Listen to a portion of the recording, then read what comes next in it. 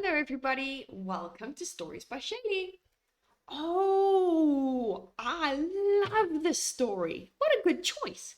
This is Who is King in the Land of Kachoo? And it's written by Tina Scotford and illustrated by Frans Groenewald. Don't you love these stories all of the land of Kachoo? Should we see what this one is all about? Yes, let's do that. So in the heart of the land known as Kachoo lived a proud old lion who was ruling king too. He was golden and brave and of course very strong and lazed in the sun all summer long. There he is, just relaxing. Now, being ruled by a king that appeared to be lazy was driving some animals jealous and crazy. Why should he get to wear the crown on his head when he spent most of his days asleep in his bed? The animals aren't happy. While animals were gathered at the hole to drink water, the elephant, giraffe, and baboon's middle daughter, a golden eagle, flew to the tree, making sure it was he they could truly see. He pounded his chest with his feathery wings, then said loudly and screamed, "Make me the king!" I too am strong, and look, I am gold. And if I may say so, I'm very bold. While soaring and gliding and flapping in flight, I can spot dinner with my perfect eyesight. The animals turned and looked at the tree and nodded their heads. Yes, they could see. The eagle was strong and very bold. His feathered body was covered in gold. But could he bring down a buck or a hog or something more meaty than a slimy green frog? The giraffe, the elephant, the baboon's middle child couldn't vote eagle the king of the wild. He was simply too small to come out the winner while trying to bring down the animal's dinner. They think he's a bit too small. He can't be the king. What about me? I can be king, said Spotted Hyena under the tree. I can bring down almost anything. My coat is furry and golden in color, and I'm very brave when I hunt with my brother.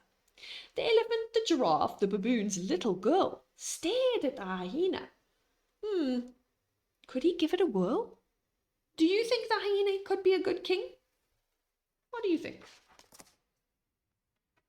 Then, one by one, they shook their head. No. But your laughing sound is one we dread.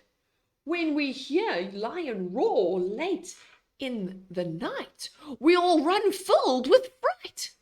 But we don't flee when we hear your laugh, retorted the tallest orange giraffe. The elephant, the giraffe, the baboon's middle daughter continued to drink from the hole with water. So, nope, they don't think the hyena's a good one to choose. I nominate my dad as king, said the little baboon while still drinking. My dad is very, very strong. His teeth are nearly 2 inches long. The noises he makes sound just like a bark. That's sure to frighten animals away in the dark. Elephant lowered his trunk to see baboon's baby's face. But does your dad have golden beauty, majesty, and grace? When a lion talks or simply walks, he does so with great pride.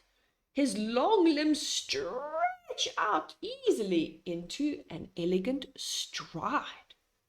If your dad is as scary and as strong as you say, and you carry him and can carry himself like a royal today, then we'll gladly make him our new king.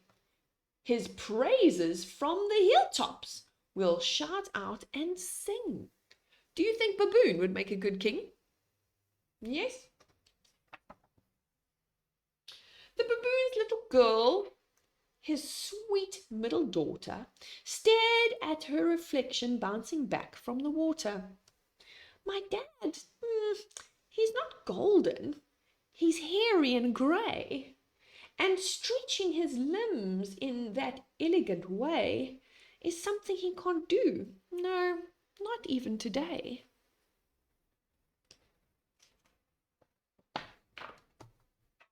Now, quietly listening to all of this craziness about the Lion King's supposed laziness was the wisest old owl perched high in a tree. Why didn't you animals come and ask me? What do you guys think? Do you think the owl would make a good king? I've heard and listened to all that you've said about who should be allowed to the crown on his head. You said you want someone who is strong, brave, and bold, with a beautiful coat that looks like spun gold. And you want an animal who's always a winner when he's out late at night stalking his dinner. The king that you choose must never lose. But that's not all. Of course, there's more. The animal king needs a loud and scary roar. He must walk brave, tall, filled with pride, with a long, elegant, stretched out stride. Now, does that sound like a king I've described? Yes, shouted the animals, their eyes fixed on the owl. Then suddenly they jumped when they heard a loud growl. Uh-oh, what's that noise? This king you've described sounds just like me, purred the king from behind a tree. I know you think in the day I'm lazy, but you would be too if you were the king, spending the nights hunting and prowling, plotting and planning on who's the best dinner. This one, not that one, he looks much thinner. And then I'm tired and just want to rest. I still stand tall and push out my chest. My hair is golden, my roar is the loudest, and in this land I'm the strongest and proudest. They stared at him. They heard his voice. The job he had was not his choice. Elephant, giraffe, and baboon's little child curtsied and bowed and then bent to the ground. The animals were silent. Not one made a sound. They all stood there frozen, then looked up from the ground. And suddenly they sung out in a unified voice, "We have our king! We've made our choice!